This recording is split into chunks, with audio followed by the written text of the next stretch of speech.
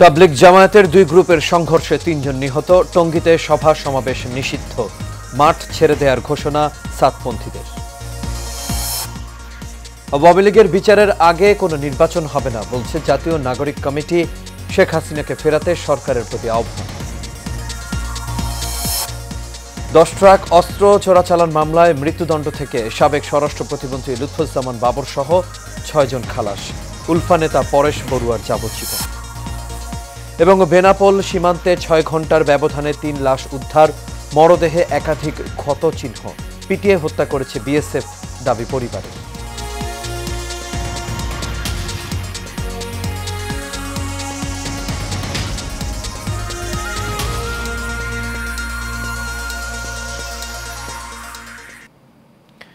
সবাইকে স্বাগত Asian prime নিউজে। দর্শক, পুরো সংবাদ জুড়ে আপনাদের সঙ্গে আছি আমি আনোয়ার রাজ। এতক্ষণ শুনছিলেন বিআরবি কেবল ইন্ডাস্ট্রিজ লিমিটেড সংবাদ শিরোনাম। এবার চলে যাচ্ছি পুরো খবরে। মাঝরাতে গাজীপুরের টঙ্গীর বিশ্ব ইজতেমার মাঠ দখল নিয়ে মাওলানা সাদ ও জুবায়েরপন্থীদের সংঘর্ষের ঘটনায় 3 জন নিহত হয়েছেন। এই ঘটনায় উভয় পক্ষের শতাধিক মুসল্লি আহত হয়েছেন। এই অবস্থায় আইনশৃঙ্খলা পরিস্থিতি নিয়ন্ত্রণে রাখতে উত্তরা ও তুরাগ নদ সংলগ্ন এলাকায় সব ধরনের সভা সমাবেশ নিষিদ্ধ করেছে ঢাকা মহানগর পুলিশ। এছাড়া ইজতেমা মাঠ ছেড়ে দেওয়ার ঘোষণা দিয়েছে সাতপন্থীরা। আরিফ খান আবিরের তথ্য ও ছবিতে আরও জানাচ্ছেন আরবি ইসলাম হিমু। টঙ্গী বিশ্ব ইজতেমা ময়দান দখল নিয়ে তাবলিগ জামায়াতের দুই পক্ষের সংঘর্ষে 3 মুসল্লির মৃত্যু হয়েছে, আহত হয়েছে শতাধিক।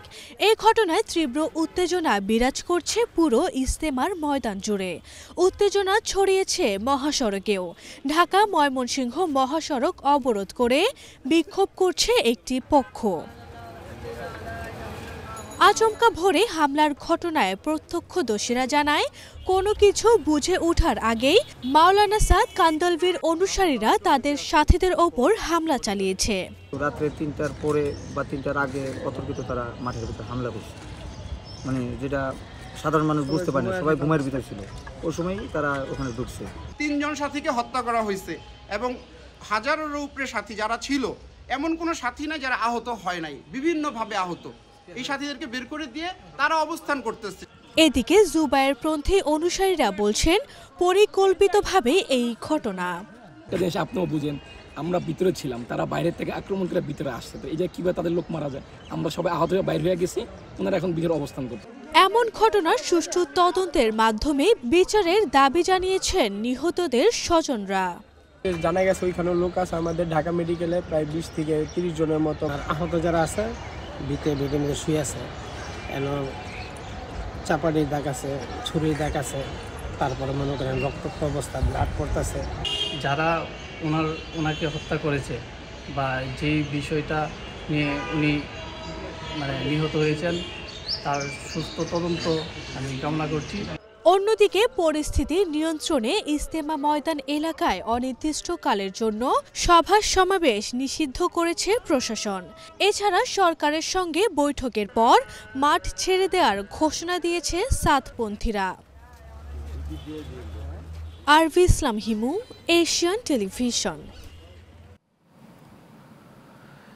আওয়ামী লীগের বিচারের আগে বাংলাদেশে কোনো নির্বাচন হবে না বলে মন্তব্য করেছেন জাতীয় নাগরিক কমিটির আহ্বায়ক নাসির উদ্দিন পাটোয়ারি। জাতীয় প্রেস ক্লাবে এক অনুষ্ঠানে এই মন্তব্য করেন তিনি। বিস্তারিত শফিকুল ইসলামের রিপোর্ট। সিটি ও পৌরসভার অপসারিত কাউন্সিলরদের পুনর্বহালের দাবিতে প্রেস ক্লাবের অডিটোরিয়ামে আলোচনা সভার আয়োজন করে কাউন্সিলররা। অনুষ্ঠানে যোগ দিয়ে জাতীয় নাগরিক কমিটির মুখ্য সংগঠক সার্জিস আলম বলেন, শেখ হাসিনা জনগণ নয় আমলাতন্ত্রের উপর ভর করে টিকেছিল। তিনি আল্লাহর পর নিজের অবস্থান মনে করত।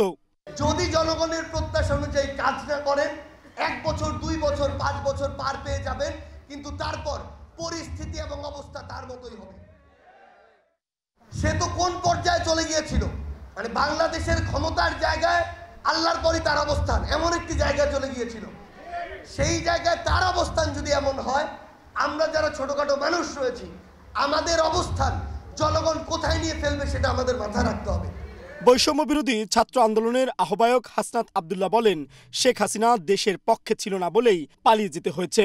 আপনারা এই বাংলাদেশের পক্ষে থাকেন, আপনারা নিজের সাথে থাকেন, আমরা যখন সবাই বাংলাদেশের পক্ষে থাকব, তখন এই ভারতে বসে যেই দালালরা আছে, ফ্যাসিস্টরা আছে, যত ষড়যন্ত্র করুক না কেন কখনোই কিছু করতে পারবে না।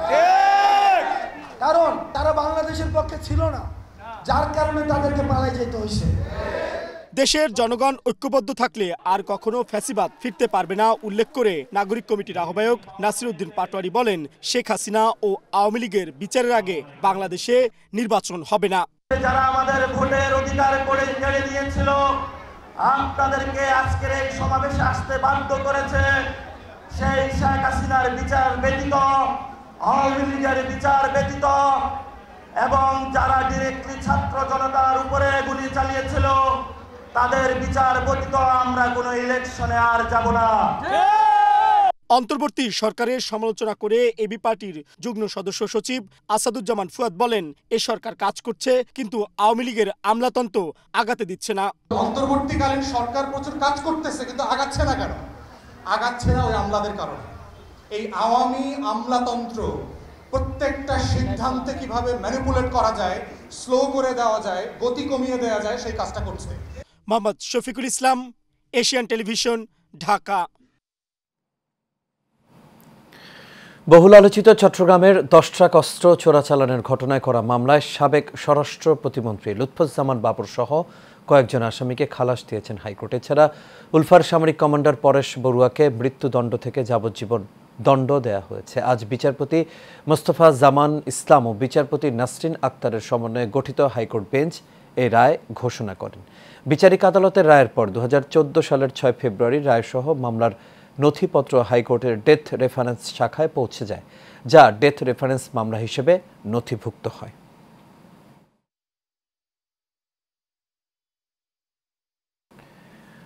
রূপায়ণ হাউজিং এস্টেট লিমিটেডের উদ্যোগে শুরু হয়েছে 4 দিন ব্যাপী রূপায়ণ প্রপার্টি এক্সপো 2024, যা চলবে আগামী 21 ডিসেম্বর পর্যন্ত। এই এক্সপোর মাধ্যমে পাওয়া যাবে একই ছাদের নিচে রূপায়ণ হাউজিং এস্টেটের সকল তথ্য, যা ক্রেতাদের বাড়তি সুবিধা দেবে। রাজধানীর বসুন্ধরা আবাসিক এলাকায় রূপায়ণ বিজনেস পার্কের এই এক্সপোর উদ্বোধন করা হয়। মেহরাব সুমনের রিপোর্টে দেখুন বিস্তারিত।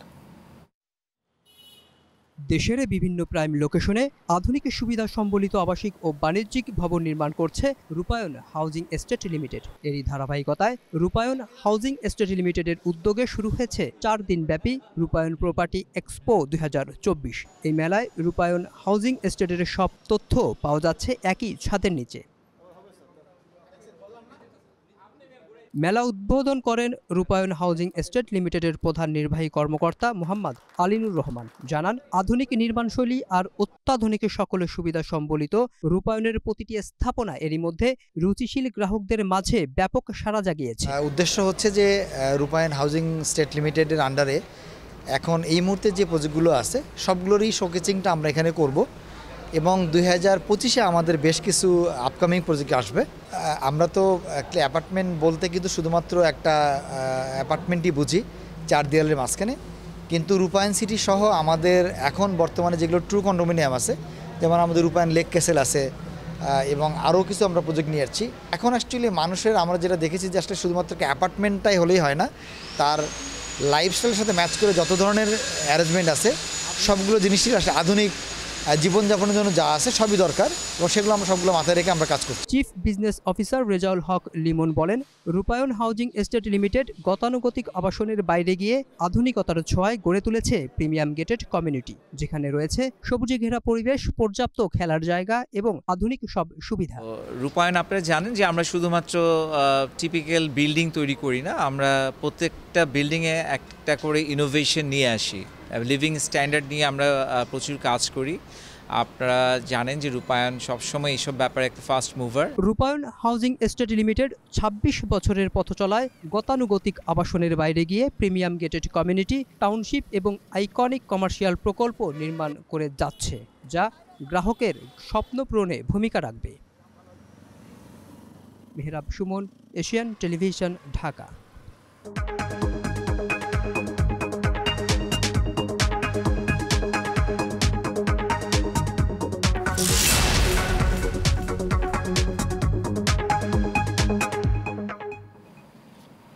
এবার এক্সিম ব্যাংক বাণিজ্য সংবাদ। ইসলামী ব্যাংক বাংলাদেশ পিএলসি প্রবাসী কল্যাণ ও বৈদেশিক কর্মসংস্থান মন্ত্রণালয়ের রেমিটেন্স অ্যাওয়ার্ড পেয়েছে।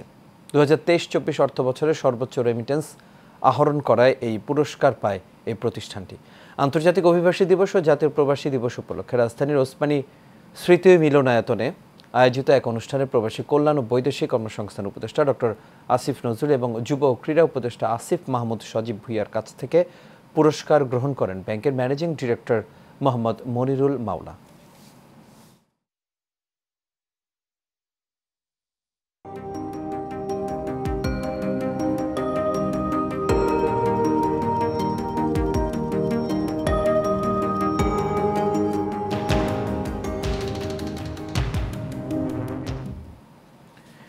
এবার সিওরিল প্রেজেন্স হেলথ অ্যান্ড বিউটি। অসুস্থ হয়ে চিকিৎসকের শরণাপন্ন হলে চিকিৎসক পরীক্ষা করানোর নির্দেশ দেন।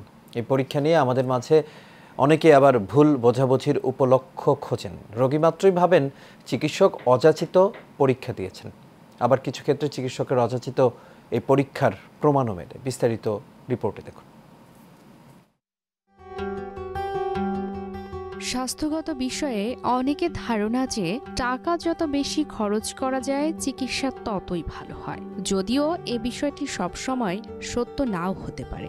বিভিন্ন চিকিৎসক বেশি পরীক্ষা নিরীক্ষা কিংবা অতিরিক্ত ব্যয় সবসময় ভালো ফল নাও আনতে পারে। এক্ষেত্রে চিকিৎসা বিষয়ে সঠিক জ্ঞান না থাকার কারণে অনেকেই নানা ধরনের অপ্রয়োজনীয় মেডিকেল টেস্ট কিংবা চিকিৎসা কার্যক্রমের শিকার হন। রক্ত পরীক্ষা, শরীর পরীক্ষা, এক্সরে করা, সিটি স্ক্যান করা, এমআরআই করা এখন একটা ব্যবসায় পরিণত হয়ে গেছে। আমরা প্রায় দেখি বিনা কারণে অনেকগুলি টেস্ট করে নিয়ে চলে আসছেন। দেখা গেলো যে টেস্টটা দরকার উনি আসছেন অ্যালার্জির জন্য, অ্যালার্জির পরিমাণ টেস্ট করে দেন, ওইটা কিন্তু ওখানে নাই, উনি তো অনেক টাকার টেস্ট করে নিয়ে আসছেন। তারপর দেখা গেলো যে ওনার একটা দরকার, তার কিসে অ্যালার্জি সেই টেস্টটা নাই। আমি বললেন এত টেস্ট করলাম, যে এত টেস্ট তো দরকার নাই। সবসময় টেস্টটা অনুসরণ করা ভালো। নিয়মিত বা বাৎসরিক মেডিকেল টেস্ট এখন ব্যবসায় পরিণত হয়ে উঠেছে। এখন কোন টেস্ট করতে হবে সেই বিষয়ে রোগ নির্ণয় না করে মেডিকেল টেস্ট না করাই ভালো। ইয়ারলি চেক আপ, এটা অনেকটা ব্যবসা কেন্দ্রিক। ইয়ারলি চেক আপ কেন? ইয়ারলি চেক আপ দরকার নাই। প্রথম কথা হলো ইয়ারলি চেক আপ প্রয়োজন আমাদের সবাইকে। একটা জিপি থাকা দরকার, জেনারেল ফিজিশিয়ান, ফ্যামিলি ফিজিশিয়ান যারা পৃথিবীতে এখন আছে। যেমন আমাদের এই পান্থপথ এলাকায়, মগবাজার এলাকায় যে আমরা জিপি সিস্টেম এই দেশে করা হয়, এবং জিপি প্রত্যেকটা রোগীকে মনিটর করবে। উনি মাসে 3 মাসে 6 মাসে একবার শরীর পরীক্ষা করবেন। পরীক্ষার মাধ্যমে দেখবেন তার কি করার প্রয়োজন, তার কোলেস্টেরল প্রয়োজন, তার কি সুগার করার প্রয়োজন, নাকি তার কোন টেস্টটা প্রয়োজন। অপ্রয়োজনীয় টেস্ট করে পয়সা নষ্ট করার কোনো প্রয়োজন নাই। তাই প্রয়োজনীয় টেস্ট করাই সবচেয়ে উত্তম এবং ভালো। চিকিৎসকের পরামর্শ ছাড়া অনেকে নিজেই রোগ নির্ণয় ও ওষুধ সেবন করে থাকেন। এটা স্বাস্থ্যের জন্য মারাত্মক ঝুঁকি। এতে করে শরীরে বাসা বাঁধতে পারে জটিল ও ভয়ঙ্কর রোগ। এছাড়াও চিকিৎসকের পরামর্শ ছাড়া যে কোনো ধরনের মেডিকেল টেস্ট করানো ঠিক নয় বলেও মন্তব্য করেন বিশেষজ্ঞ।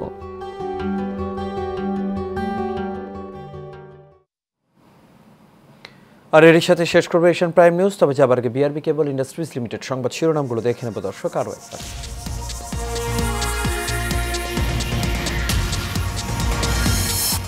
তাবলিগ জামায়াতের 2 গ্রুপের সংঘর্ষে 3 জন নিহত। টঙ্গীতে সভা সমাবেশ নিষিদ্ধ। মাঠ ছেড়ে দেওয়ার ঘোষণা সাতপন্থীদের। আওয়ামী লীগের বিচারের আগে কোনো নির্বাচন হবে না বলছে জাতীয় নাগরিক কমিটি। শেখ হাসিনাকে ফেরাতে সরকারের প্রতি আহ্বান।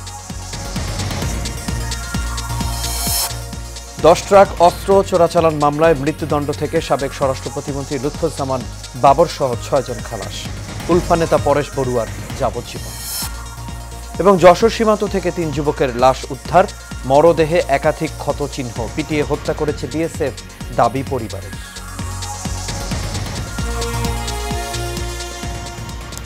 দর্শক, এই ছিল আমাদের এখনকার আয়োজনে। আমাদের পরবর্তী সংবাদ দেখার আমন্ত্রণ রইল। এতক্ষণ সাথে থাকার জন্য সবাইকে ধন্যবাদ। শুভরাত্রি।